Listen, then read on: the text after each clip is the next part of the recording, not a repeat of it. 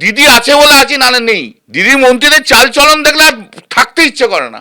ফের বিস্ফোরক তৃণমূল সাংসদ কল্যাণ বন্দ্যোপাধ্যায়। এবার তার নিশানায় রাজ্যেরই একাধিক মন্ত্রী। 2-3 জন মন্ত্রী এমন বোঝায় না, মাঝে মাঝে মুশকিল হয়ে যায় আমাদের। ওই সঙ্গে সঙ্গে যারা থাকে, তো তুমিও বোঝো আমিও বুঝি, হাফ হার্টেড ফ্যাক্টস বলে তারা।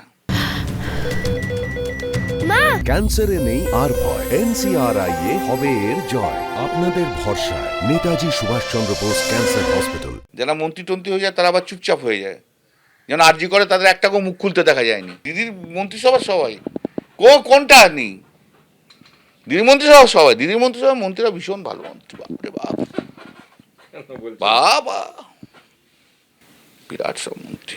যে মন্ত্রীকে দেখলে ওর গাপিত্তি জ্বলছে, জ্বালা হচ্ছে শরীরে, মুখ্যমন্ত্রীকে বলুন যে দিদি আমি তো তোমার লোক, তো তুমি এই বাজে মন্ত্রীগুলোকে তাড়িয়ে দাও। বলতেও পারবে না, সে সাহসও নেই।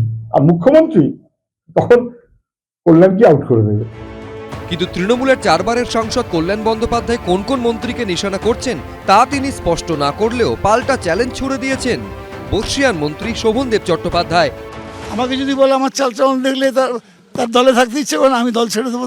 আমার চালচলনে যদি অন্য কেউ প্রভাবিত হয় আমার খারাপ চালচলনে, তা আমি থাকবো না দলে। আমি নিজেকে অনেক সংযতভাবে চলাফেরা করি এবং আমি সেটা মেনটেন করে চলি। দিদি আছে বলে সবাই আসে, কেউ কোনো ক্ষমতা আছে বলার? তৃণমূলের নেতা নেত্রীদের দিদি আছে, সবাই আছে, দিদির দৌড়াতে সবাই করে খাচ্ছে। দিদিকে এখনো মূর্তি বানিয়ে ঠাকুর ঘরে রেখে পুজো হচ্ছে না, এই বাবার ভাগ্যি আমাদের। আরজিকর কাণ্ডের সময় নিয়েও মুখ খুলেছেন কল্যাণ বন্দ্যোপাধ্যায়, জানিয়ে আবার তার সঙ্গে কুণাল ঘোষের সুর মিলে গিয়েছে। তখন তো আমি আর কুণাল মুখ খুলেছি, আমি তো ভাবছি বেশি মুখ খুলেছি, কোর্টেও গেছি।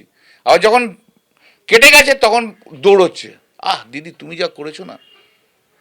আর যখন হচ্ছিল তখন চুপচাপ সব বসেছিল, তখন মাঠে নেমে আমরাই করেছি, আমরাই গালাগাল খেয়েছি। ব্যাপক চক্রান্ত হচ্ছে, যখন কুৎসা চলছে। কল্যাণদা সরব ছিলেন, আমরা কয়েকজন সরব ছিলাম। আর আমি কে সরব ছিলেন না আমি বলতে চাই না, তাহলে একটা অস্বস্তিকর পরিস্থিতি হবে।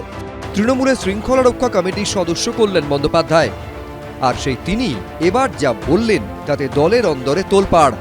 কৃষ্ণেন্দু অধিকারী, রাজীব চৌধুরী, সমীরণ পাল, এবিপি আনন্দ।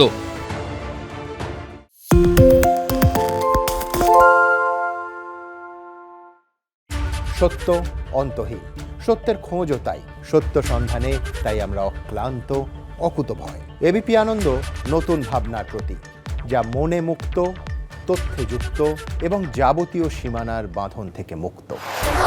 সীমা না শব্দটির মধ্যে লুকিয়ে আছে মানা শব্দটি, যেন চোখ রাঙানি এক অদৃশ্য বেড়াজাল, যা আটকে রাখে আমাদের এক ছোট্ট গণ্ডির মধ্যে।